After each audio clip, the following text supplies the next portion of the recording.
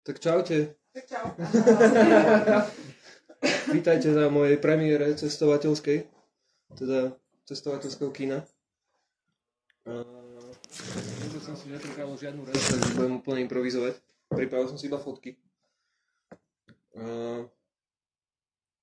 Takže ja som išiel do Indie v roku 2020, konkrétne začiatkom februára, také dačo, asi 10.12. Vlastne bolo to v čase, kedy chodili také tie prvé správy z Číny, že nejaká nová chrípka sa deje a ešte to nikto nebral úplne vážne, ani ja, takže som si kúpil letenky a tak som odletel do Indie. A do Indie preto, že vlastne to bol, neviem, odjak živa taký môj sen, že ísť do Indie. A bol som zrovna v takom období, že som sa dával dokopy z rozchodu a chcel som ísť najprv do Gruzínska a už som asi 2 mesiace riešil, ako pôjdem do Gruzínska. Už som komunikoval s realiťakmi a proste zháňal podnájom a neviem čo. A takto sme jeden večer sedeli u Ary doma a mne zrazu zablikala nad hlavou žiarovka a povedal som si, že však v Gruzínsku už som bol, že tak idem do Indie. A tak som začal riešiť víza, to trvalo asi tak týždeň alebo 2. A kúpil som si letenky a odletel som do Indie. A vlastne letel som do Dili, tam som nesadol na ďalšie lietadlo na Goa, čo je taký vlastne najmenší štát v Indii a jediný kresťanský štát v Indii. Je tam oficiálne viac kresťanov ako nejakého iného náboženstva. No a tak to začalo. Toto bola prvá bizarná značka dopravná, ktorú som na Goe stretol. A vlastne, no to bolo tak, že ja som vystúpil v Goe z lietadla, prešiel som sa do najbližšieho mestečka, k najbližším budovám, ktoré som videl, neboli až tak ďaleko. To som stretol po ceste.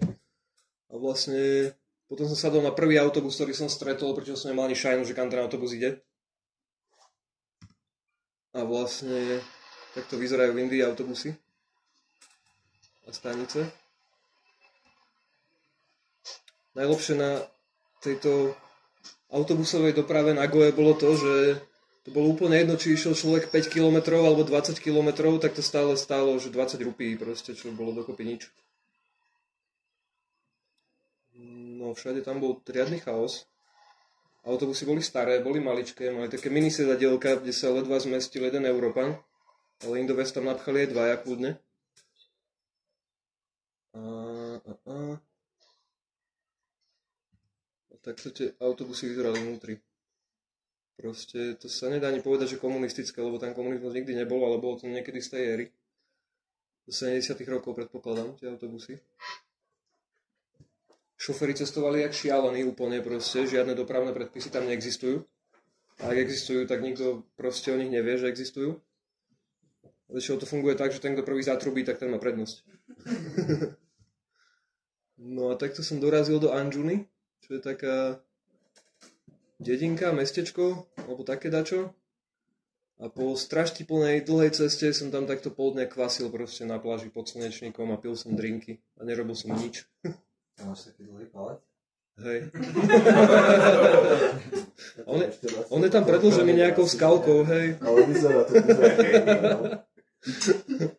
Tak možno keď dáš tú šipečku, čo je v rohu, tak tam nebude tá lišta. To kam mám dať? Tak dobre. Tam na to klikni, tam je také. Myslím, že to by mohlo byť. Je to to? To, no. No, je, super. Výborné. Ešte ti tam. No, palec mám stále veľký, hej. Zahrnúš do topánky. Tak to vyzeral západ slnka vlastne v Anjune. Anjuna je taká dedinka, kde do celej tej oblasti vlastne už v 60. rokoch začali putovať hippisáci, všelijakí z Ameriky, z Európy. Vznikol tam Psytrance napríklad. A je to také celkom také kultové miesta, no, pre túto hippisáckú verbež. No a tam som vlastne stretol kamošku z Košíc, s ktorou som sa poznal z čias, keď sme mali 15 rokov proste.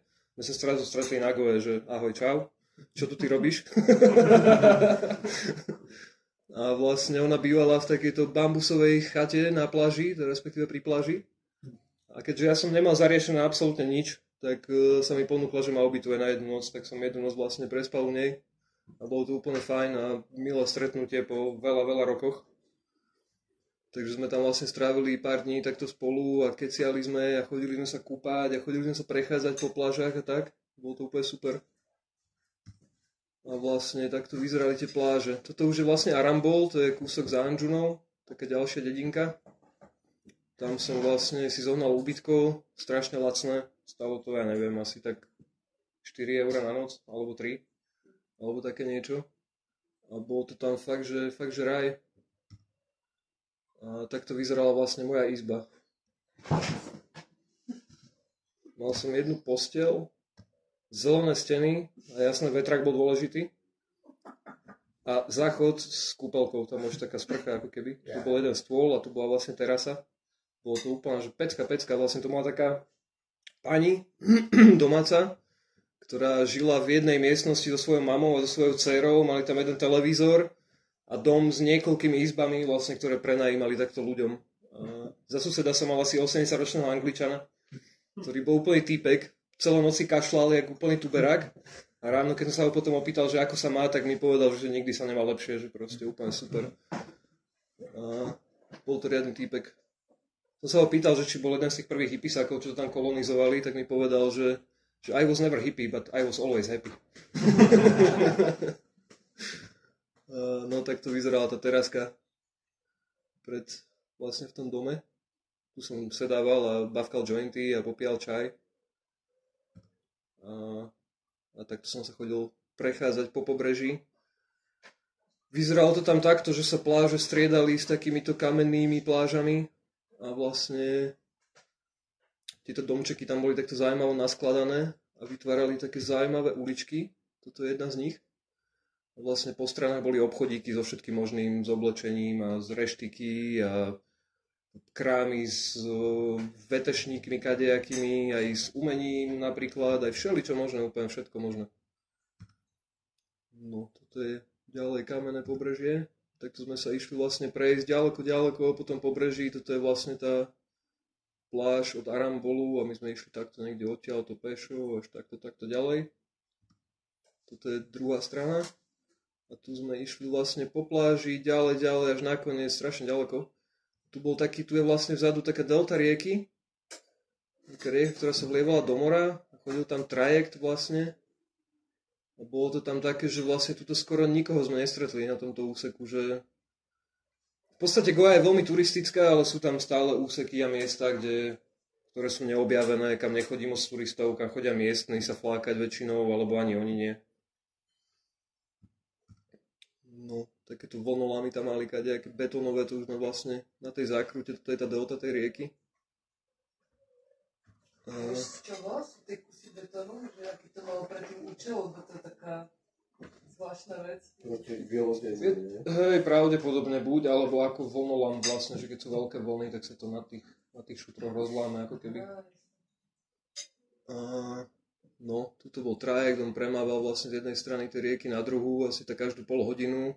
Veškerá doprava cez neho išla, či dodávky, či motorky, či peši ľudia, čokoľvek, proste krávy, kozy, všetko. Úplne všetko. Takáto, hej, kus lode vyplavená na pobreží, asi po nejakej búrke. Vlastne, toto je holka, ktorú som stretol v Arambole, taká baba z Rakúska. A ona tak nejak sa bála, ako keby tam sama pohybovať, tak sa ma opýtala, či budem robiť spoločnosť, ja, že jasné, tak sme asi 2 dní proste spolu behali po pobreží a tak a vykeciavali sme sa a bolo to úplne fajn. No, tu sme sa potom vracali ako keby takými tými vnútrozemskými cestičkami popri tom pobreží. Všade bol proste bordel, všade nejaké odpadky a ľudia tam bývali v takýchto malých domčekoch, väčšinou sa to buď všetko prenajímalo turistom, po prípade sem tam niekde aj bývali miestni a robili tam nejaký biznis, že ja neviem, niečo varili a predávali to vonku na dvore, alebo nejaké drinky ponúkali, alebo niečo podobné. No, takýto strom sme stretli. Riadny nejaký asi figovník, neviem, obrovský. Štveral som sa na ňo. Ale niečo také som ešte nevidel predtým, takže som si ho musel odfotiť. Mám doma viacero fotiek ešte s ním, ale zobral som iba 3. No a pri tom strome bol takýto hinduistický chrám, maličký. Všade boli svastiky a celé to bolo ružové, vyzeralo to aj z bollywoodského filmu. A nikto tam nebol, bola to iba taká jedna miestnosť a proste takéto sochy, asi Šivu zrejme. A nič, a tu vzadu vlastne bolo, neviem čo, tam som nešiel. Ale hej, no majú tam radi rúžovú farbu každopádne. No a vedľa toho bol takýto kresťanský kostolík. A neodolal som, tu to bolo z toho zvonu, tak to viselo také lano. A musel som si zazvoniť proste. Tak som to tam rozvonil a okolíci sa na mňa škaredo pozerali a tak, ale stalo to za to. A v podstate Goa bola ako keby portugalská kolónia kedysi. Čiže aj tá architektúra toho kostola, aj niektoré tie domčeky, čo tam boli, tak vlastne boli v takom portugalskom štýle v podstate. A hej, ľudia tam majú krávičky zaparkované pri garáži. Na cestách to funguje tak, že vlastne okrem toho, že ten, čo zatrobí prvý, tak má prednosť, tak ale ešte pred ním má prednosť kráva, po kráve pes a až potom človek. oni to tam majú tak, no, krávy sú posvetné v Indii. Čiže žijú tam v otrasných podmienkach, pasú sa tam na bordeli, na odpadkoch, na kadečom, iba tak voľne behajú po uliciach, nikto ich nerieši a oni iba tak akože sú. A všetci ich tam majú radi. No, bol to riadny kus zvieraťa. Podľa mňa to bola oveľa väčšia kráva ako tie krávy, na ktoré my sme zvyknutí. Bola taká mohutná riadne. No a tuto bol karneval. Vlastne v Arambole na pláži zrazu sme sa prechádzali po pláži a zrazu kopa ľudí a niesli takéhoto veľkého papagaja a všetci bubnovali a hrala hudba a všetci tancovali proste a bolo tam strašne veľa ľudí. Možno tu máme video, jasné. A keď pustím zvuk, tak z neho bude aj počuť niečo.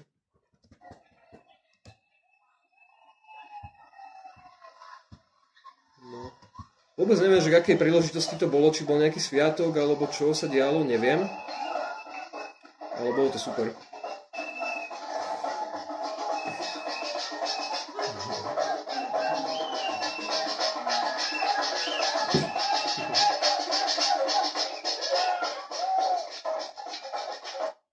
Bolo tam vlastne na Goe veľa Rusov, lebo pre nich to je,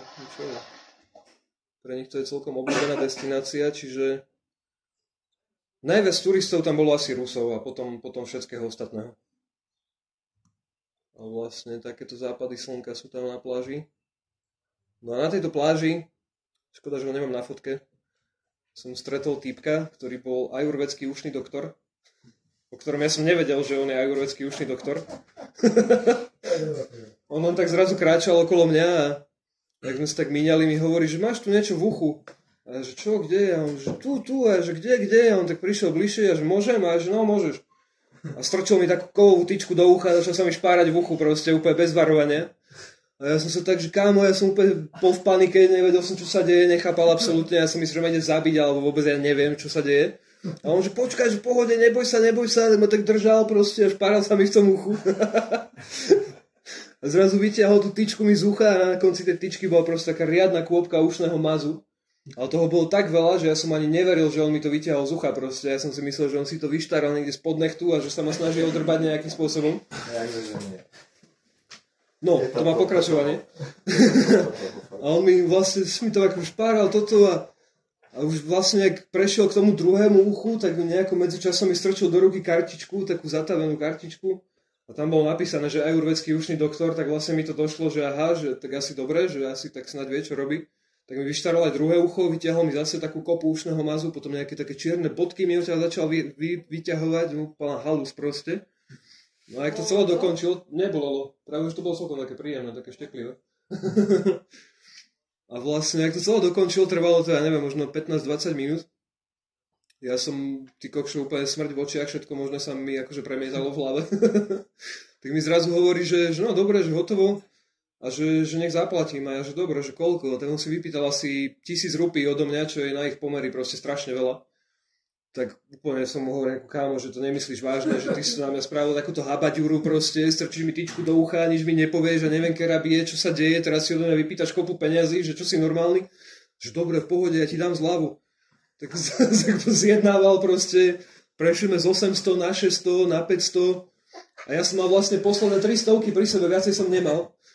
A mu hovorím, že som otvoril peňaženku, reku, kámo, tu máš 300 rupí, viacej nemám, proste viac nedám. Daj 500, nemám, tu máš. Tak on sa vlastne urazil, otočil sa, že ide preč, že no money. A mne to prišlo také blbé, tak som proste prišiel za ním, som mu strčil do ruky tie 300 a hovorím mu, že náš, zober si to, že asi si mi tu dačo spravil, neviem čo, ale že zober si to. On sa tak zamyslel, tak vážne sa na mňa pozrel a hovorí mi, vieš čo, tak daj 400. A ja som úplne vybuchol od smiechu. Dal som mu proste 300, čo som mal, otočil som sa, že idem preč. A jak som tak kráčal a keď som sa konečne dosmial po asi 5 minútach, tak vlastne som zrazu si uvedomil, že som ten morský vánok zrazu cítil úplne v strede hlavy a vtedy mi došlo, že ten týpek mi asi fakt dobre vyčistil uši proste, že asi to fakt nebol ojeb. Takže no, ale to bol taký prvý kultúrny šok z Indie. No a vlastne toto, na Goe som strávil asi 2 týždne všudy. Som tak kadejako behal, objavoval okolie a tak. A toto je zase fotka z Anjuny. V podstate to bolo tak, že ja som už z Arambolu sa chcel nejako pohnúť z Goji ďalej a išiel som hľadať možnosti, že ako sa z Goji dostanem proste niekam preč. No a išiel som vlastne do hlavného mesta Goji, ktoré sa volá Vasco da Gama. Prechádzal som cez Anjunu, tam sa zastavil na obed a takáto vrána si ku mne prisadla, že asi som sa jej páčil. No a takto som sa ocitol vlastne vo Vasco da Gama na železničnej stanici. Toto je vlastne fotka zo strechy tej stanice, kde som sa dostal, neviem ako, ja som sa tam iba tak prechádzal. Pridalo sa ku mne smečka pouličných psov, tak som ich pohľadkal, išli so mnou na strechu. Vlastne, no ešte predtým, ako som sa dostal na strechu, som sa prišiel opýtať na lístky na vlak. Chcel som ísť do Varanasi, čo je strašne ďaleko od Goji, proste preč. No a došiel som na tú stanicu, prišiel som k tomu okienku a pýtam sa tej tety, že kedy mi ide najbližší vlak smerom na Varanasi. Tak teta ťukala do počítača, proste ťukala 10 minút. A po 10 minútach mi hovorí, že no, najbližší vlak vám ide na budúci týždeň. A ja, že ty vole, že ja tu už nechcem byť týždeň, že čo idem robiť. Tak som vlastne vyšiel na strechu a špekuloval som, že čo idem robiť. Zháňal som nejaké ubytko celý čas, ako som sa dostal na tú stanicu, v každom hoteli, v ktorom som sa zastavil, ma poslali preč, že ma neubytujú. Neviem z akého dôvodu. Ale bol zrovna v meste karneval, takže buď mali plnku, alebo proste nechceli ubytovať ako keby zahraničných ľudí. To sa niekedy stáva v Indii, v niektorých hoteloch. Takže som vlastne úplne, toto bola fotka, že už večer, potom ako som celý deň behal s tým ťažkým batohom na chrbte a hľadal ubytko a hľadal možnosti, ako sa dostať z tej Goji. Úplne som bol totálne vyflusaný, vyčerpaný, najviac na svete. No a nakoniec sa mi podarilo zohnať Airbnb. A to bolo vlastne... Mal som takúto luxusnú starožitnú drevenú posteľ. A bolo to vlastne najdrahšie ubytko, ktoré som celej Indii mal. To znamená, že to stálo asi tak 7 alebo 8 eur v prepočte. Ale stálo to za to, som sa vyspal úplne jak král, ty kokšo. No a vlastne tu som spal jednu noc. No a medzi tým som vymyslel, že teda do Varanasi budem letieť, lebo to bola najrýchlejšia možnosť, ako sa z tej Goji dostať. No a najbližší let mi išiel o nejaké 2 dni. Takže som si bukol letenky, no a začal som vlastne hľadať nejaké lacnejšie možnosti ubytovania. Nedalo sa nič zohnať, až nakoniec som cez couchsurfing vlastne zohnal jedného týpka, ktorý ma u seba ubytoval a bol úplne že super. Navrel mi brutálnu večeru, piekol nejakú rybu proste a úplne také ich tradičné všelijaké omáčky domáce povyťahoval a všetko možné. Strašne dobre sme sa najedli a úplne sme si pokecali a bolo to fakt super. Škoda, že nemám s ním fotku. Volal sa Soli. A taký typický Ind, proste čierny cigoš. Ale ako super chalanisko, fakt super. No a tak som sa prechádzal okolo tej Vasco da Gamy tie 2 dní, lebo som tam mal čas. No a všade boli takéto kokosové lesy. A vlastne v celom tom okolí bolo tam úplne nádherné proste. Všade kokosové lesy. Všade málo ľudí v tom okolí, ako keby toho hlavného mesta, že tam to bolo také turistami neobjavené ako keby. Čiže vlastne som mal všetky tieto nádherné zákutia sám pre seba. Tu som prechádzal cez taký most, vlastne všade boli tie kokosy. No až som sa dostal na túto pláž, ktorá bola proste od nevidím do nevidím ďaleko. Nikto na nej nebol, bol som tam úplne že sám na celej pláži, čo bola úplná pecka. Bola tam krásna čistá voda. Voda bola teplá ako šťanky, inak proste to bolo také, že si človek povie, idem sa ovlažiť konečne, lebo vonku je 40 stupňov, tak idem sa hodiť do mora. Nič nepomohlo. No ale tu to bolo také, že vlastne som došiel až niekde, neviem, asi sem. Som sa vyzliekol do hola, zhodil som do seba všetky batohy, všetko, hodil som sa do vody a úplne som tam kričal od radosti a od eufórie. Bolo to fakt, že pecka. Úplne som cítil jak v nejakom úplnom raji. Ja keby som bol Robinson sám na ostrove, proste nikde žiadni ľudia, bolo to fakt super. No a odtiaľ som prišiel na takúto vlakovú stanicu. Už sa mi nechcelo ísť peši naspäť do Vasco da Gama, lebo to bolo ďaleko. Tak som tu čakal asi tak hodinu na vlak. A stretol som tu divé svine, ktoré sa takto pásli na kolajniciach, neviem, čo tam jedli. Asi nejaké zvyšky jedál, čo ľudia vyhadzovali z vlaku, lebo vo vlakoch tam nemali smetné koše. Proste Indovia sú naučení tak, že oni si povedia, že platíme dane, vyhodíme to von oknom. Niekto to uprace. Takže svinky sa tam takto pásli a tam som vlastne stretla moju prvú opicu. Bola dosť ďaleko, takže tá fotka trochu rozmazaná, musím sa zoomovať. No a po 3 dňoch som odletel do Varanasi. Mal som takéto parádne výhľady z lietadla. Doteraz neviem, či sú to hory alebo oblaky, ale asi oblaky. No a toto je Varanasi. To bolo šialené mravenisko proste. Najviac ako keby toho diania v tom meste sa koncentrovalo to na pobreží rieky, toto je vlastne Ganga. A toto pobrežie tej rieky kvázi sa volajú to, že gáty. Vlastne toto je jeden gát, za tým to je ďalší gát a ďalší gát. A na každom tom gáte sa niečo dialo vlastne. Toto bol vlastne taký gát, kde sa večer konali rituály hinduistické, že tu vlastne v noci prišlo strašne veľa ľudí, všade tu horeli sviečky, ohne, voľné tyčinky, všetko možné. A tí mnísi, alebo čo to boli, tu zvonili s kadejakými zvončekmi, fúkali na kadejaké trúbky a mantrovali. A bolo tam milión ľudí.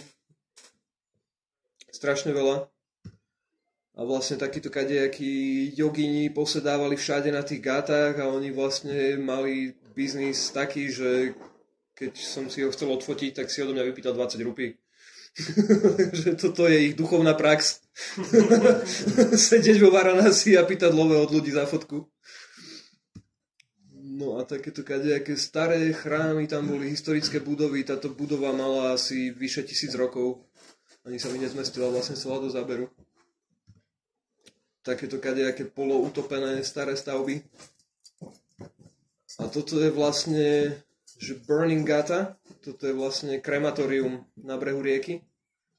No to funguje tak, že tu je taký chrám a on má také odstupňované terasy, ako keby, a úplne na tých najvyšších miestach sa spopolňujú ľudia z tých najvyšších kást, ako keby, tí brahmani a podobní študovaní ľudia. A čím nižšie, tak tým nižšia kasta, až túto dole na brehu akože pália tých úplne najchudobnejších ľudí. Nemám fotku úplne zblízka, lebo tam ako keby bolo to vyslovene zakázané, že fotiť, ale bolo to také dosť blbé tam proste ľuďom na pohrebe behať s foťakom. Takže som to tam moc blízka nefotil. No bolo to tam úplne šialené. Prekvapilo ma to, že tam vôbec ako keby nebol žiadny smrad. Na to, že tam ako keby horia ľudské tela 24/7 už 2000 rokov. Že non-stop proste. Vnútri v tom chráme horí oheň, už 2000 rokov v kuse proste horí ten oheň a z toho ohňa vlastne odpalujú ako keby tie tela tých ľudí. No a oni tam používajú vlastne také nejaké špeciálne drevo, neviem presne ako sa volá ten strom. No a to drevo vlastne má takú vlastnosť, že keď to telo horí, tak nie cíti ten smrad vlastne z toho tela. A to drevo je strašne drahé, lebo oni odkedy proste tie gaty fungujú, tak odtedy to drevo proste pália. A v podstate tým najchudobnejším ľuďom ako keby sa na to drevo zbierajú turisti. Tam prídu turisti, majú možnosť ako keby prispieť na ten pohreb a vlastne majú možnosť sa zúčastniť priamo toho pohrebu a tým pádom sa tam môžu aj akože spraviť nejaké videjka, fotky a tak. Ja som to nerobil, lebo mi to prišlo také blbé, že nechcel som to proste robiť. Ale bolo to každopádne, to bol druhý kultúrny šok toto.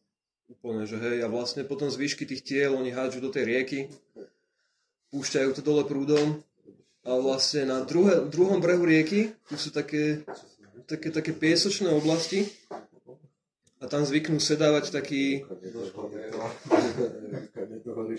No a hej, akože ono keď to fakt nedohorí, tak oni tam hádžu kosti, proste fakt, že zvyšky tiel a tak. A vlastne na tom druhom brehu rieky sa zvyknú sedávať takí, že oni si hovoria, že Naga Babas. To sú takí tí úplne najšialenejší proste svätí muži, ktorí v Indii majú, oni sa potierajú popolom, chodia holí, alebo iba majú nejakú proste šatku okolo seba a vlastne oni zvyknú robiť to, že vyberajú ako keby tie zvyšky tých tiel z tej vody a vlastne je to súčasť ako keby ich duchovnej praxe, že buď tie zvyšky ako keby jedia, alebo si z nich niečo vyrábajú. Že si robia napríklad z lepky, si zvyknú robiť, že poháre alebo misky proste na jedlo, alebo z kostí rôzne, ja neviem, fajky, alebo šperky, že si to vlastne tie kosti na nejakú šnúrku navlečú a nosia to potom. A to sú vlastne ľudia, ktorí ako keby praktikujú tantru. To neviem. Ale vyzerajú tak, že by ho mohli aj hrať kľudne. A v podstate veľa ľudí sa ich bojí, lebo oni si myslia, že oni sú takí ako keby že zlí alebo tak, ale ako keby v rámci tej tantry neexistuje dobro a zlo a vlastne je to súčasť ich tantrickej cesty a tantrickej meditácie. Vlastne oni chodia meditovať aj na cintoríny napríklad a všelijaké také potrhlé akože veci robia. Je to dosť zaujímavé. Akože u nás by to neprešlo. Bol si v Indii na nejakom cintoríne? Že ako také cintoríny tam Priamo na cintoríne som nebol, lebo v podstate väčšina ľudí sa spaluje takto, ale v podstate pochovávajú sa napríklad, že tehotné ženy. Keď tehotná žena zomrie, tak ona sa nemôže z nejakého dôvodu spopolniť, tak vlastne pochovávajú tehotné ženy, alebo pochovávajú ľudí, ktorí nie sú hinduisti, alebo ešte tam niečo bolo. To asi tiež. Ale ešte v rámci ľudí, že ešte keď ten človek mal, neviem, nejaký hriech, keď spravil počas svojho života, neviem už presne, čo to bolo, tak vlastne tiež ho ako keby nemohli spopolniť. No a vlastne sem sa snažia všetci hinduisti chodiť zomierať. Vlastne za týmto chrámom je hospic, keď normálne chodia ľudia z celej Indie, prídu tam, majú tam, ja neviem, týždeň alebo 2 na to, aby zomreli. Počas toho týždňa alebo 2 sa o nich proste brutálne dobre starajú ľudia. Tam sú dobrovoľníci, ktorí v podstate tých ľudí masírujú, natírajú ich olejmi, varia pre nich brutálne jedlá, fakt, že dobre sa o nich starajú. A oni tu majú v podstate ako keby dobrovoľnú činnosť v rámci, to je vlastne tiež taká duchovná prax, ktorej sa hovorí, že karma yoga. A oni vlastne tým, že budú robiť dobro v tomto živote, tak si vlastne ako keby zabeštelujú lepší život v tom budúcom živote. Že vlastne preto to robia. No a keď ten človek ako keby do týždňa alebo do 2 nezomrie, tak odtiaľ musí odísť a uvoľní miesto pre ďalšieho. A väčšinou to je tak, že ten človek ako keby ostane už priamo v tom Varanasi a že teda čaká tam niekde na svoju smrť. Hej. A buď ak si to môže dovoliť, tak sa tam zožene nejaké ubytko, ak si to nemôže dovoliť, tak žije na ulici proste. A nemôže si to potom znova vrátiť, keď už má taký pocit, že sa to zase príde. No to práve, že nikdy nevieš, že už keď tam ten starý, ja neviem, 80-90 ročný človek doputuje, Bohu vie odkiaľ niekde z druhého konca Indie, tak už sa nebude vracať proste, lebo možno by zomrel niekde na polceste. Vrátiť akože do toho hospicu. Či to je len one time? Hej, to len one time. Ak som to teda správne pochopil. Ja som tam stretol takého týpka, ak som sa tam motel, on mi to vlastne všetko vysvetloval, že ako to tam u nich funguje. On bol dobrovoľník v tom hospici vlastne. No a oni vlastne veria, že keď zomrú a keď ich spopolnia ako keby vo Varanasi, tak už sa ako keby nebudú musieť narodiť do ďalšieho života. Že už ako keby niekde postupia ďalej v rámci tej nejakej existencie ich duše. No a v podstate to mesto aj tak nejak vzniklo zaujímavo, že má to niečo dočinenia so Šivom. A myslím, že Šiva uronil slzu na tomto mieste a tak nejak ako keby vzniklo toto mesto. A je to vlastne jedno z najdlhšie trvalo obývaných miest na Zemi doteraz. Že už viac ako 2000 rokov tam žijú ľudia, viac ako 2000 rokov tam proste existuje mesto a dejú sa tam tieto rituály a veci. A je to šialené mravenisko. No a ľudia sa tam kúpujú, jasné, v Gange. Ja som nemal tú odvahu. Akože iba som tam, dajme tomu, odšvachtal ruky a tak, ale celý som tam nešiel. Tá voda bola strašne špinavá, plávalo v nej kadečo, všetko možné proste. Čo ma prekvapilo, bolo to, že tá rieka bola riadne široká, že človek mal problém ako keby dovidieť z jedného konca na druhý. A počas monzunov je tá rieka ešte oveľa širšia vlastne. No a ja som si vlastne zobral loďku a išiel som takto previesť. A toto je vlastne... Takže tá rieka to tam zaplaví? Áno, rieka to zaplaví, ale ako keby vylieva sa to hlavne na ten druhý breh, tam je taká záplavová zóna, ako keby dosť dlhá. No, takýto týpek ma vozil na tom člne. Bolo to úplne super, ako ja som to vychytal tak, že na večer, keď sa všetci zlietali vlastne, toto je tá gáta, kde sa robili tie rituály každý večer. Všetky lode zo všetkých smerov proste išli k tomuto gátu, plné ľudí, totálne plné ľudí. A takisto ako neexistujú dopravné predpisy, tak neexistujú asi ani predpisy pre lodnú dopravu, lebo to je úplný chaos. Všetci tí loďkári si tam kričali niečo proste, že pozor, idem ja, neviem, sem sa mi neser do cesty a niečo také, tak som si to predstavoval. No. Zvuk, takto to tam znelo. No.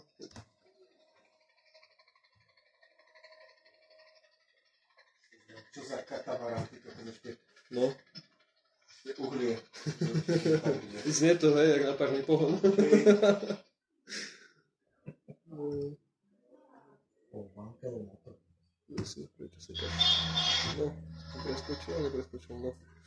No a keďže vlastne už som bol poučený, čo sa týka vlakovej dopravy v Indii, tak na druhý deň, ja som tam vlastne v Varanasi som strávil iba 3 dní, lebo ja som tam prišiel v noci, ubytoval som sa na hosteli, no a to ešte boli story také, že týpek na hosteli, na recepcii mi dal posteľ, na ktorej už vlastne niekto býval, len zrovna nebol v tej izbe. To bolo úplne vtipné. Ja som si išiel akože na strechu potom do hostela, tam som stretol ďalšieho Inda, tiež akože hinduistu, ktorý prišiel, neviem, z druhého konca Indie niekde do Varanasi sa modliť. Oni to vlastne, každý ako keby správny hinduista by aspoň raz za život mal prísť do Varanasi a spraviť si tam nejaké svoje modlitebné koliečko a niečo. No a zrovna som takto vychytal takého mladého chalaniska, ktorý bol na takejto vlastne ceste. No a sedeli sme hore na tej streche, vyfajčili sme asi 3000 jointov proste a kecali sme tam asi 3 hodiny. No a po tých 3 hodinách som sa vrátil do tej izby a už tam bol ten týpek, ktorého posteľ som obsadil. A tiež to bol taký mladý Ind. No a začal mi rozprávať niečo po anglicky, ale s takým prízvukom, že som mu proste absolútne nič nerozumel, tak asi 3-krát som sa ho opýtal, že čo? Say it again. No vlastne, okrem nás dvoch tam bol ešte taký jeden týpek asi z Ameriky alebo z Austrálie, podľa prízvuku typujem. Tak som sa tak pozrel na neho a pýtam sa ho, že počuj, že ty mu rozumieš? A on mi hovorí, že hej, že asi si mu obsadil posteľ. Tak sme všetci vybuchli od smiechu. A ja mu hovorím, že kámo, prepáč, že mne to týpek ako keby z recepcie tuto prišiel so mnou, že tuto je moja posteľ. A mne to aj bolo čudné, že tá akože bola neustlaná a tak, ale hovorím si však India, neriešim, že dobre. Ale v pohode, zasmiali sme sa na tom a zobral som si potom druhú posteľ, no ale takto vlastne fungujú služby v Indii. No a toto bola moja cesta na stanicu. To je vlastne vnútro Varanasi, všade milión ľudí, všade bordel, všade smrad, všetci trúbia, všade skútre, všade rikše, sem tam nejaké auto. Najvtipnejší boli... Ono to tam mali tak, že vlastne večer sa ako keby niektoré ulice zatvárali pre motorovú dopravu. Chodili tam potom iba takí rikšáci na bicykloch alebo ľudia na pešo. No a na tých križovatkách vlastne stali policajti s bambusovými palicami a keď nejaký týpek na skútri sa pokúsil prejsť, tak dostal proste šupu po chrbte s tou bambusovou palicou. Ale akože prejsť prešiel, no on dostal šupu po chrbte, nie? Prečo to zatvárali, či nevieš? Neviem. To tam takto nevyzerá. Asi, je to dosť možné. No a vlastne, hej, takto to vyzeralo zo strechy mojho hostela, výhľad na Varanasi z druhej strany. A vlastne toto je ako keby ešte to záplavové územie, ktoré je dosť dlho, no to na tej fotke moc nevidno, ale je dosť dlhé, že tam sa vlastne ešte tá Ganga vylieva, keď je sezóna dažďov.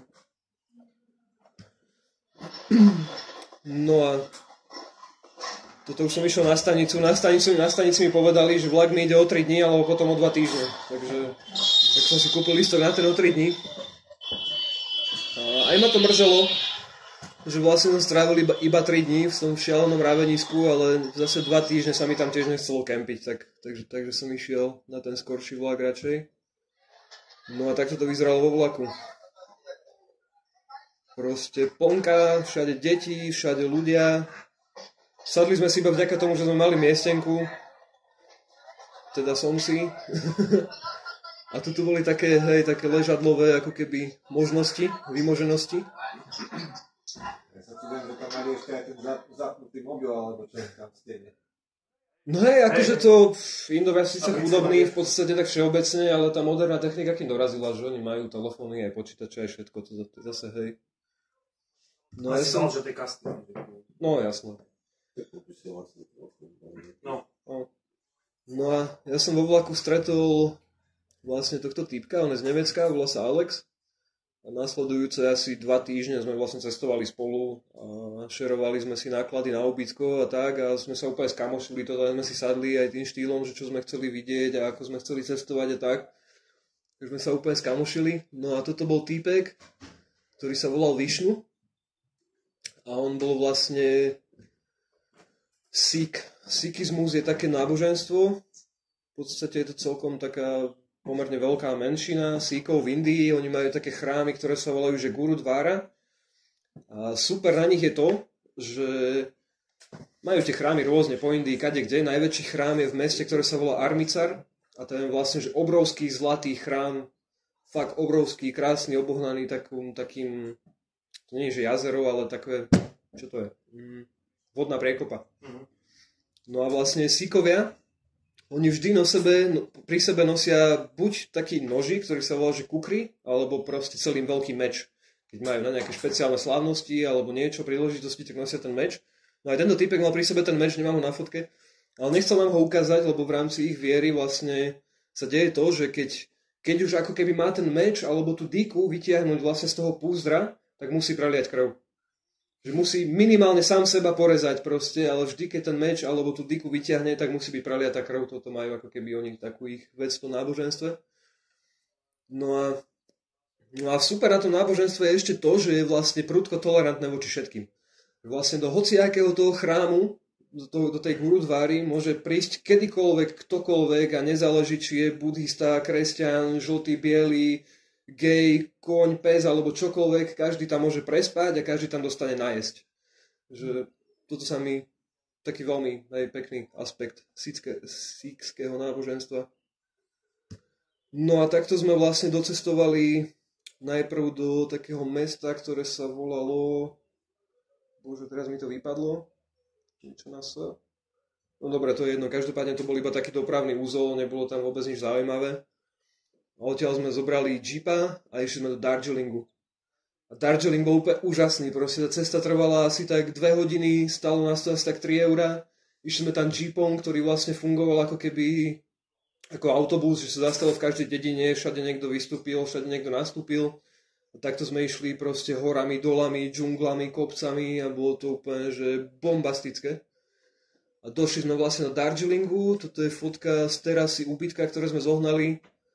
Zjednali sme to samozrejme na polovičnú cenu, lebo to treba všade zjednávať. Mali sme vlastne takýto parádny výhľad. No a Darjeeling je mesto, ktoré je postavené na 2000 metrov vysokom kopci. A ten kopec je zastávaný od spodu až po vrch, kompletne celý. Takže človek tam veľa chodí, hore dole. Pestuje sa tam čaj. Táto oblasť vlastne bola keby pod správou Angličanov, alebo keby kvázi anglická kolónia. Angličania tam donesli čaj z Číny. No a pestuje sa tam čaj už dlho, od, 19. storočia sa mi zdá. To nie je tak úplne dlho ako v Číne, ale dlho. A vlastne, keď prídete do čajovne, Ježišmária, keď prídete do hociakej čajovne a dáte si tam, že čaj, ktorý sa volá Darjeeling, tak bude odtiaľto ten čaj.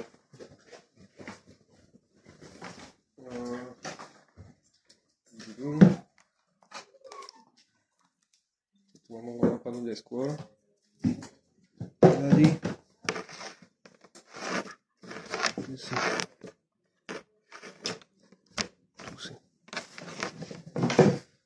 No a vlastne majú tam aj také čajovničky, kde sa dajú tie čaje ochutnať. A zaujímavé bolo to, že vlastne tie čajovne. Tomáš, stage. A tuto môžem z toho vypnúť niečo? Nemusím vlastne. Či to je kúpniť, či je zapojená tá... Hej, no. To mi tu ukáže, či to nabíja. Jo, nabíja to. No a vlastne v tých čajovničkách stále ten čaj podávajú ako keby takým anglickým štýlom, že majú tam tie typické anglické proste čajníky a poháriky, väčšinou sklenené. A bolo to tam také, no, čaj o 5.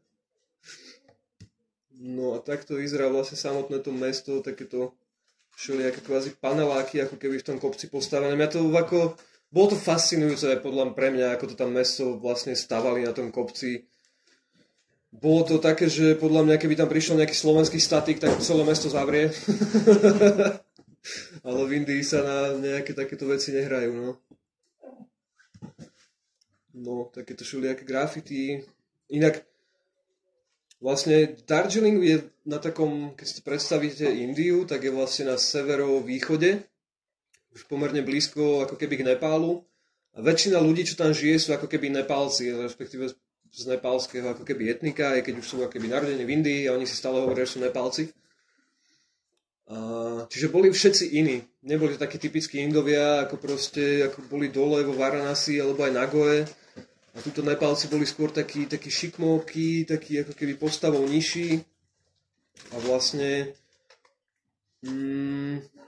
tiež ako keby sú rozdelení do viacerých takých nejakých kmeňov, alebo z toho to tak nejako vychádza.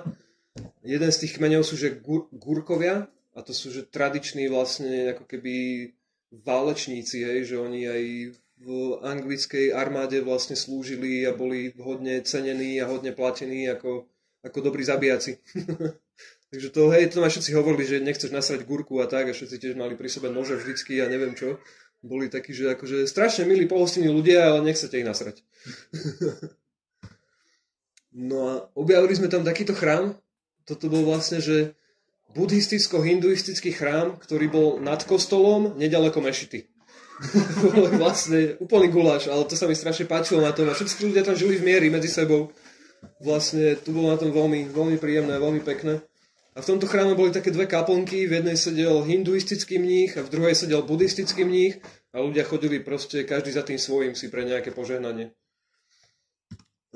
Všade viseli tieto vlaječky a boli tam tieto modlitebné mlynčeky, takže som si všetkými zatočil. A jasné, pri vstupe bol zvonček, každý, kto prišiel, proste zazvonil na zvonček a potom aj vlastne, keď ľudia odchádzali, tak zase zazvonili na zvonček. A vlastne na týchto valčekoch sú v sanskrite popísané ako keby modlitby, alebo skôr mantry, a dajme tomu, že modlitby. A vlastne tým, že ich tí ľudia točia, tak tie modlitby sa takto ako keby dostávajú do sveta. A vlastne na tých vlajočkách tie sú tiež popísané tými modlitbami a ako oni vlajú vo vetre, tak tiež vlastne sa takto dostávajú do sveta ako keby.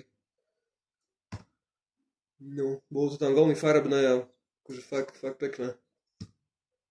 No, a toto je vlastne taká hlavná ulica v Darjeelingu ako keby. Tuto niekde nás vysadil ten jeep. A tuto hore, to sme sedeli na takú reštiku, kvázi reštiku, proste jedna jednoduchá malá miestnosť, kde syn so svojou mamou proste robili tradičné momo.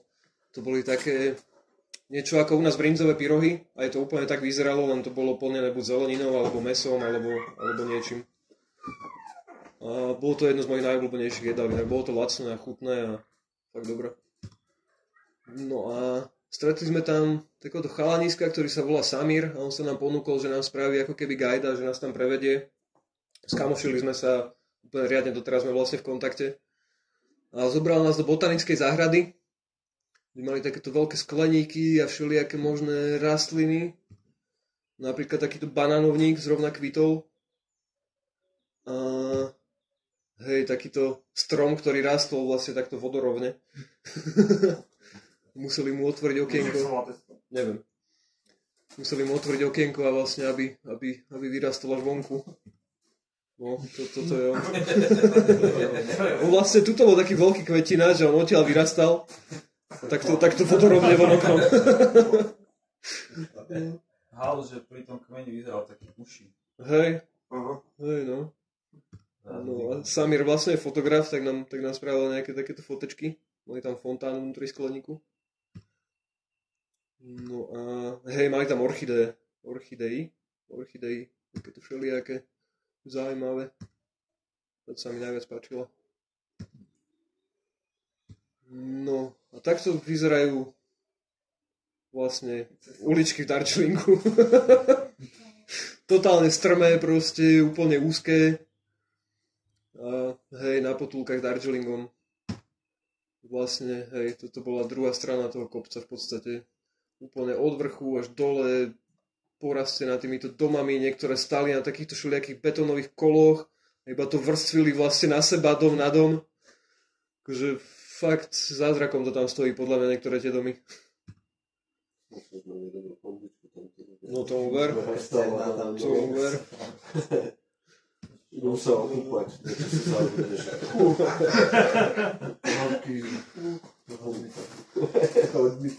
Toto bola vlastne, že Peace Pagoda, taká buddhistická pagoda. V týchto pagodách sa hovorí v takých tých najvýznamnejších, že sú zabudované nejaké zostatky po Budhovi. Neviem, či konkrétne v tejto bola. Nejaký pozostatok je. Ale napríklad v Katmandu viem, že je jedna pagoda, kde majú, teraz neviem, či Budhov zub sa mi zdá vlastne ako keby zabudovaný v základoch. No toto bol výhľad z tej pagody. Nevieš, koľko ich je? Veľa. Tak to museli riadne, nie rozštvrtiť, ale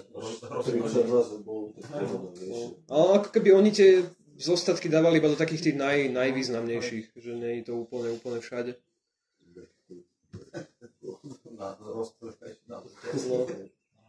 A vlastne, no pre mňa to bolo strašne fascinujúce, iba to mesto sledovať a fotiť a pozorovať, lebo to fakt na výhľady odvšadiaľ boli vlastne takéto.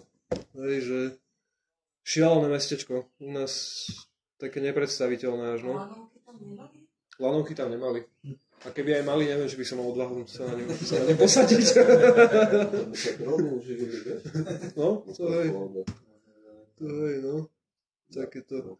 No a toto už je vlastne z Darjeelingu sme sa vybrali smerom do Sikkimu, čo je vlastne štát ešte severnejšie a ešte kúsok východnejšie od Darjeelingu. Čiže vlastne preslavený tým, že tiež sa tam vlastne pestuje čaj, je to priamo susedí s Nepálom. No a v podstate aj z Darjeelingu, aj zo Sikkimu všade by mal byť výhľad na tretiu najvyššiu horu sveta, na Kanchenjungu. No a z tých 2 týždňov, že som tam bol, som ju ani raz nevidel, lebo v kuse bolo takéto počasie, že mraky na obzore dačo, takže Kanchenjungu som nevidel, dúfam, že na budúce. Hej, vlastne tá krajina vyzerala tak, bolo to také predhorie Himalaj v podstate, niekde sem tam za týmito kopcami, sem tam raz za čas bolo vidno nejaký zasnežený štít ešte, pokiaľ nebolo úplne zamračené. Po ceste, hej, sme sa zastali v takejto reštike a vlastne, hej, Sikkim nás privítal divokou konopou, ktorá iba tak rástla na divoko pri nejakom rozostávanom dome. Na to, že to bola jar, tak tá kytka už mala asi tak 3 metre. Dobre. Úplne, že mega. No a hej, vlastne toto bolo po ceste do Sikkimu, takéto kadejaké dedinky, malé horské mestečka, ktorých v podstate okrem nejakého motorestu nebolo dokopy nič. A všade je to farebné. A všade je to farebné, hej. No a toto už je vlastne Sikkim a jeho hlavné mesto, ktoré sa volá Gangtok. Gangtok je taký podobný Darjeelingu, vlastne tiež to je postavené na kopci a odtiaľ vlastne dosť ľudí vyráža ako keby na túr okolo Kanchenjungy, alebo že tam dali sa nejakému vysokému jazeru do nejakých 4000 metrov nad morom. Nikto nás tam nechcel zobrať, nikto nás tam nechcel pustiť, lebo vlastne každý mal nejakú inú výhovorku. Jedni nám povedali, že padla lavína, tak cesta je neprejazná, ďalší nám povedali, že veľa nasnežilo, tak cesta je neprejazná, ďalší nám povedali už neviem čo, že dačo, proste každý mal nejakú inú výhovorku a nikto nás tam nechcel zobrať. Na vlastnú pes sa tam ísť nedalo, lebo boli tam vlastne checkpointy s policajtami a oni čekovali vlastne permity, povolenia. A v podstate do tých vyšších polôch sa tam ako keby... Není to asi úplne pravidlo, ale oni to tam majú v rámci toho turizmu tak, že keby tlačili na tých ľudí, aby si zaplatili guida. No a tuto si, hej, Alex našiel kamošku, bielu mačku. A vlastne toto je hlavná ulica v Gangtoku, námestie Socha Gandhiho, ktorý tam asi sa zrejme vyskytol niekedy v histórii. A toto je pohľad z vrchu vlastne z terasy krčmy. Vyzeralo to tam, inak pripomínalo mi tam hlavnú ulicu v Košiciach. Hej, že bolo to tam celkom také európske, hej, toto akože Vans obchod, hej, a no, že to bolo dosť tak európske vyzerajúce. Zelené. Áno. Obchody to oni nevedia prerábať. No a vlastne okolo Gangtoku boli takéto lesy. A tie lesy boli takéto husté totálne, že buď tam boli bambusy, nedalo sa tam nijak prejsť. Obrovské kapráde, na tej fotke to tak nevyzeralo, tento list bol väčší ako človek. Hej, že to tam vyzeralo fakt jak z Jurského parku. No a úplne takýto hustý, neprechodný les. A toto bolo také ránko, ja som sa zobudil, že idem na východ slnka, niekam na kopec a že dúfal som, že konečne uvidím tú Kanchenjungu proste. Tak som si ráno ešte pred východom slnka zobral taxík, lebo to bola celkom štreka. Taxík ma vysadil úplne hore, proste niekde už vyššie sa ísť nedalo. Vysadil ma na takom odpočívadle kvázi, alebo čo to bolo. No samozrejme vyšlo slnko, Kanchenjungu som nevidel, lebo mraky. Tak si hovorím, dobre, nevadí, idem sa prejsť. Tak som sa prechádzal.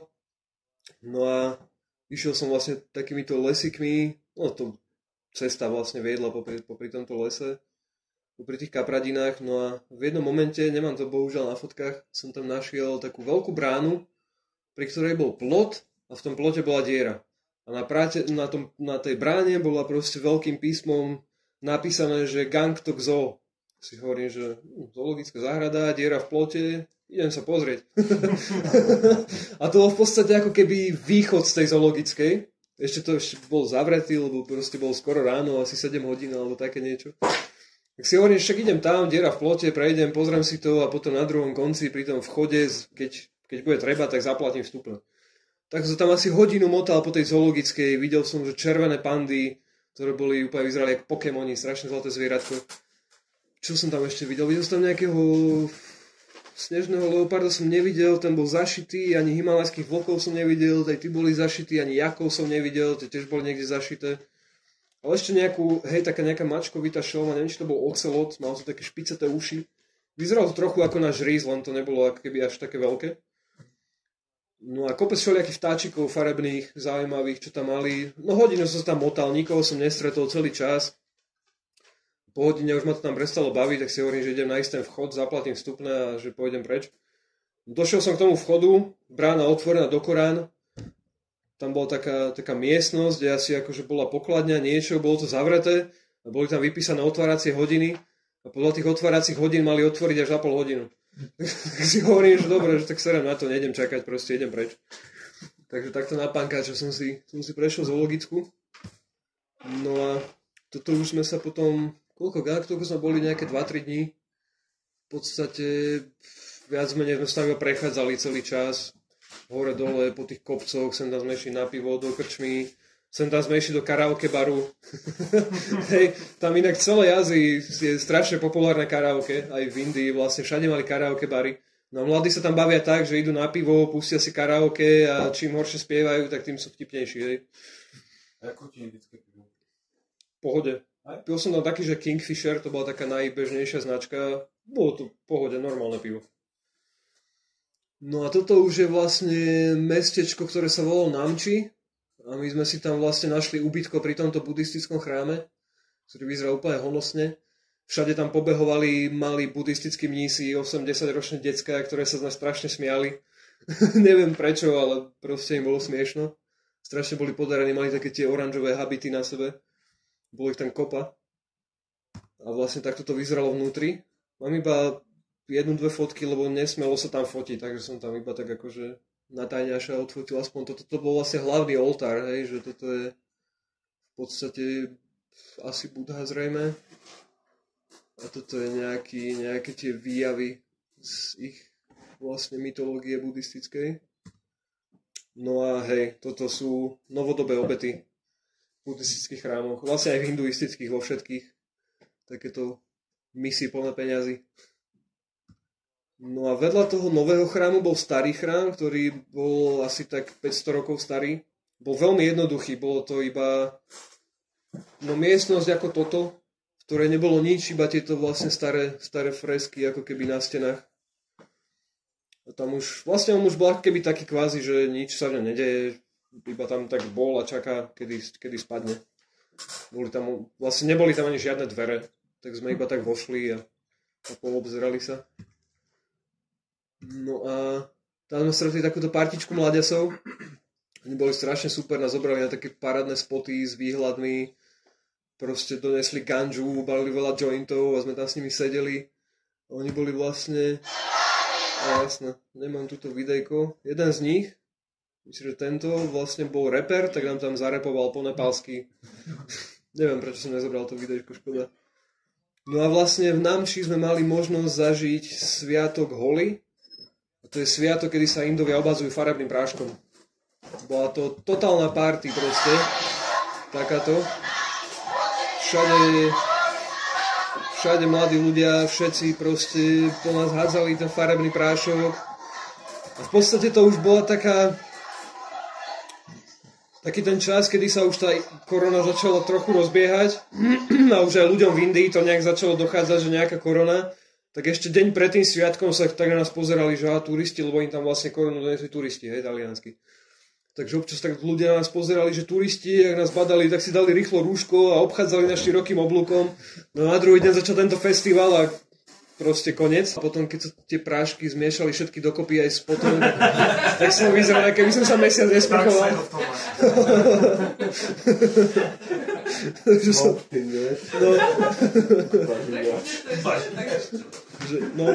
Rozdiel, hej.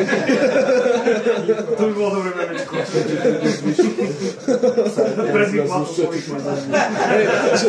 Pred party a po party. No a vlastne boli sme tam, neviem, asi 2 hodiny na tej party a už keď nás začali akože unavovať všetky tie selfiečka a všetci tí ľudia, ktorí sa sami chceli vykecávať, sme si zobrali taxík a odvezli sme sa vlastne k takejto šivovej soche. Tam boli vlastne, tak to bolo to Namči a z jednej strany bol jednej kopec, kde bola šivová socha a obrovský chrám.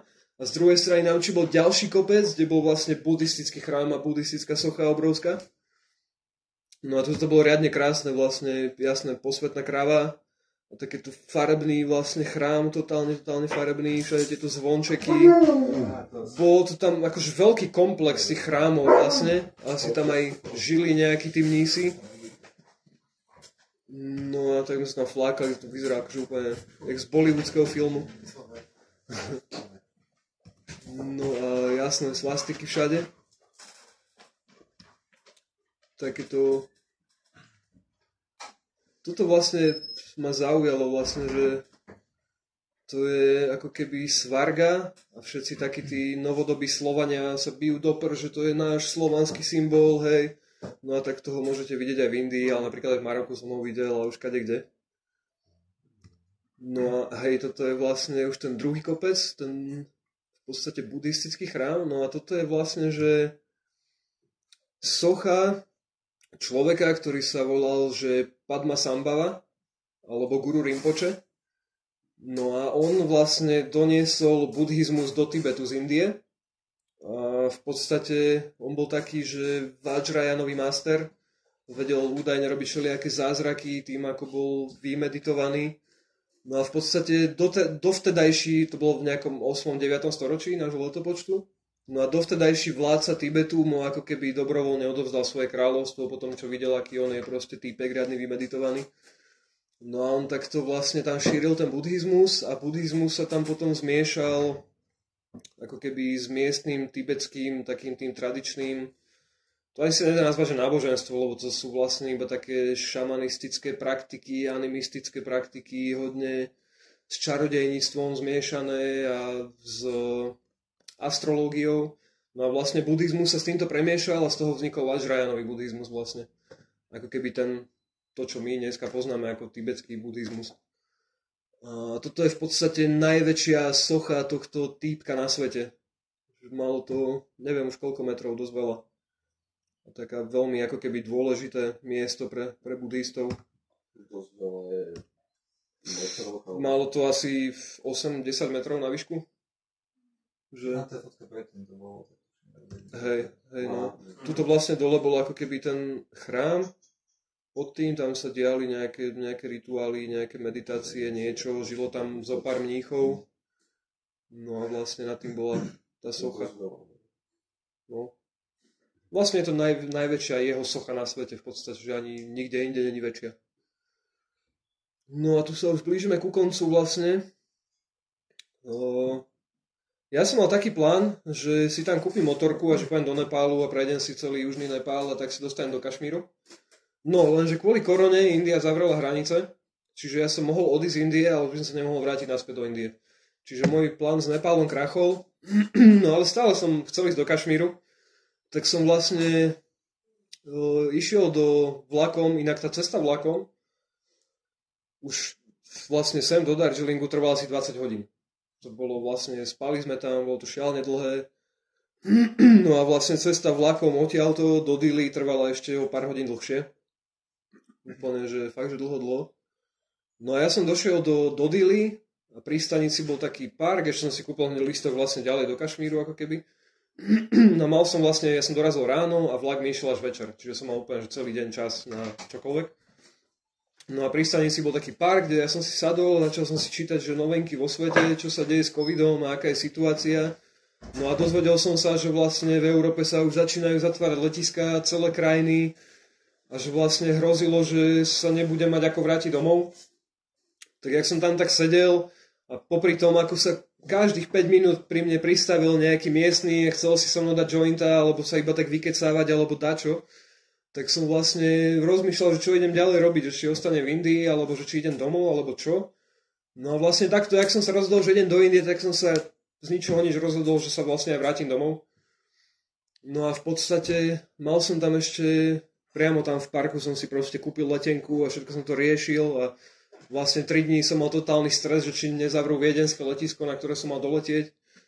Bolo to riadne stresujúce. No a 3 dní som spal vlastne u tohto týpka, ktorý sa volal Herš. Mal vlastne takéhoto psíka. Psík sa volal Laila. Ona so mnou spala tuto na tomto madraci. No a... Ja mám dojem, že ty si spal na jej madraci. Hej, presne tak to bolo. Herš tam bol tiež, či... Ako? Ten týpek tam spal s vami, či... No ale vo vedľajšej izbe. Aj tak je, že či na to matraci. Nie. No a vlastne Herš bol strašne super týpek, vlastne 3 dní ma nechal u seba spať a on vlastne tam mal taký svoj biznis, že mal také food trucky. Jeden mal taký akože obyčajný, taký v podstate niečo ako u nás také tie bicykliky s kávou, čo sú tak len, že on mal vlastne bicyklik, na ktorom mal nainštalovanú takú malú kuchynku. No a mal vlastne zamestnanca, ktorý tam na ulici piekol proste čapaty, robil nejaké jedlá a predával to turistom a potom mal ešte jeden taký, že vlastne to bolo také auto ako keby však tu bude niekde na fotke. No jasno, takéto autičko, niečo ako keby taký karaván, to už tak akože bolo také vypracovanejšie, volalo sa to, že Kozmi Cafe. No a vlastne Herš ma úplne zachránil, lebo ja som prišiel do toho Dili, vôbec som netušil čo kde, môj plán bol ísť ďalej ako keby do Kašmíru, no lenže to nevyšlo. No a cez nejakú WhatsAppovú hippisáckú skupinu proste, ku ktorej som sa dostal, neviem ani ako. Ja som iba napísal, že či je niekto v Dili, že toto, tamto, že nemám kde spať, že či niekto sa chce stretnúť, alebo či ma niekto neubytuje náhodou. No a vlastne týpek sa mi ozval, že jasné, že tu bývam, že príde hocikedy. A ja, že super, úplne celý šťastný, som si zobral rikšu, asi hodinu som išiel rikšou vlastne do toho miesta, kde on býval. No a takto ma ubytoval, mi ukázal celé okolie vlastne. A on mal doma taký veľký pytel, proste veľký mech plastový, plný indických rupí, ktoré boli vlastne zoskartované. Že vlastne boli na také slížiky vlastne, ale fakt, že takýto veľký mech, takýto široký, plný indických rupí zoskartovaný. A vravilo, že to bola súčasť nejakého umeleckého diela, ktorý tam robil nejaký super indický umelec vlastne, asi v niečo ako indickej synagoge. No a bolo to riadne vtipné. No a hej, vlastne takto z ničoho nič vlastne skončila moja puť po Indii. Odletel som v podstate do do Dubaja a tam vlastne celú noc nevyhlásili gate môjho letu do Viedne. Čiže ja som celú noc v krčnom žalúdku trpol, že či vlastne z toho Dubaja odletím, lebo keby nie, tak by som ostal zaseknutý v Dubaji. Už by som sa nemohol vrátiť ani do Indie, netuším, čo by som robil v Dubaji proste, fakt neviem ani ako dlho by som tam bol, ani nič, takže som bol fakt z toho nervózny. No a vlastne 10 minút pred odletom zrazu people gate, že áno, letí to. Lebo vlastne už chodili po Facebooku správy, že viedenské letisko sa ide zatvárať, že neviem čo, proste, že už nebude sa nikde dať cestovať, bolo to fakt, že také apokalyptické riadne. No ja som komunikoval s našou ambasádou v Dili, oni mi nevedeli povedať nič, oni mali proste 3 dní staré informácie vždycky než tie, ktoré som našiel na internete. Už pri 3. telefonáte už proste sa ich pýtam, že počúvate, aké by fakt, že niečo sa posralo, tak ako príde vládny špeciál. No nie, s tým nerátajte. Si hovorím, že dobré, faca. No, takže, hej, slovenská ambasáda v Indii je proste nepoužiteľná.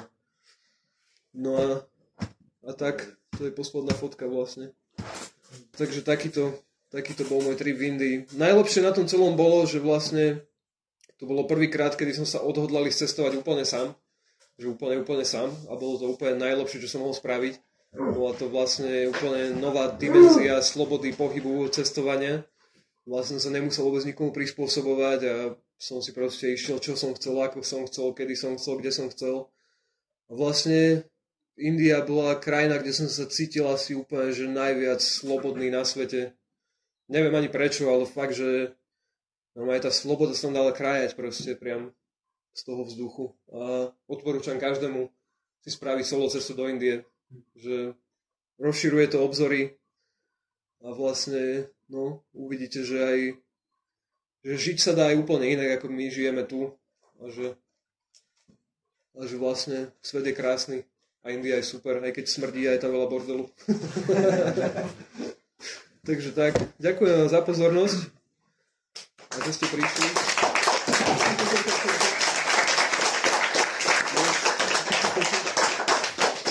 Mal si tam nejaké obľúbené jedlo? Všetky. Dobre, to je správna odpoveď. A úplne najviac bolo asi to momo, že to bolo také, že to som jedol často a pravidelne. A kľudne, hej, ak sa chcete pýtať, tak sa pýtajte ešte všetci. Strašne veľa. Hlavne na Goe, tam bolo toľko tých komárov, že fú. Ja som si kvôli tomu kúpil aj moskytieru. Tu som si vlastne zavesil nad posteľ a oni vlastne boli tak akože na to pripravení, že v každej reštike, v každom podniku mali také špeciálne voľné tyčinky, ktoré boli asi takéto dlhé. A pri každom stole zapálili 2 a tie akože odputovali komár. Peniaze, dali sa vybrať peniaze? Dali sa, hej, z bankomatu normálne. Nebol. Akože ja som si, prvé peniaze som si zmenil už na letisku v Dili. Tam bola vlastne zmenáreň. Ja som si tam zmenil asi 200 alebo 300 eur a dostal som takúto guču rupí, proste strašne veľa. Som bol tak plnú peňaženku, že sa ledva dala zavrieť vlastne, takže som sa cítil bohato. Ako bol tam? Mesiac aj týždeň. Koľko na to vyšlo? Fú, možno s letenkami so všetkým okolo 1000 eur. No. A to vlastne ešte tak, že ono by sa to dalo oveľa lacnejšie, ale ja som sa rozšupol, hej, že všetko som si doprial, čokoľvek som chcel. Koľko rupí je euro? V tom čase bolo, že 1 euro bolo nejakých 75 rupí, také dačo. Mňa tak zaujal ten oheň, čo 2000 rokov si vravel, čo horí. To je akože nejaké špecifikum toho konkrétneho chrámu, alebo sa to robí aj na iných miestach, že majú takéto 1000-ročné ohne? Majú ako keby aj na iných miestach tieto krematória, ale neviem, že či ako keby aj tam to majú tak, ale tuto to bolo špecifikum konkrétne tohto ako keby chrámu, hej, že vlastne od založenia, vlastne od postavenia toho krematória tam ten oheň horí. No. A to sa vrátil domov. Ešte 2 rozdielne. Zrovna do toho, že karanténa, vlastne týždeň, alebo iba pár dní predtým, ako zaviedli povinnú štátnu karanténu, takže som mal ešte šťastie. No ja som vlastne prišiel, doletel som do Viedne, dostal som sa nejaké na hranice, tátko mi doniesol auto na hranice. No a mal som 2 možnosti, buď pôjdem do karantény do jednoizbového bytu, kde budem sám a kde by som sa asi zbláznil. No a druhá možnosť bola, sa mi vlastne ozval kamoš, že počúvaj, my sa vraciame z Rakúska, ideme do Detvy na chatu, prídi za nami.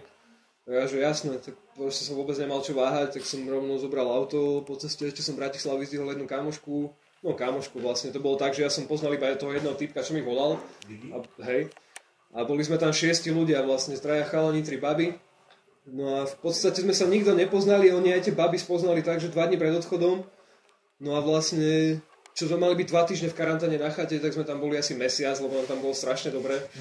Po mesiaci sme išli domov každý že na deň a potom sme pokračovali ešte na horách, boli sme 2 týždne proste na Zrube a strašne dobre nám bolo proste, fakt, že strašne dobre. Veľmi rád spomínam na toto karanténové obdobie, že síce ma to mrzelo, že som sa kvôli covidu aké musel vrátiť z Indie, lebo pôvodný plán bol, že byť 3 mesiace v Indii a vlastne prejsť si aj ten Nepal a tak. No ale po niečo vyššie, mesiac a týždeň som tam bol, tak som sa potom vrátil, ale vlastne spätne to už vlastne vôbec neľutujem, lebo celé to karanténne obdobie vlastne stalo za to a bol to fakt, že...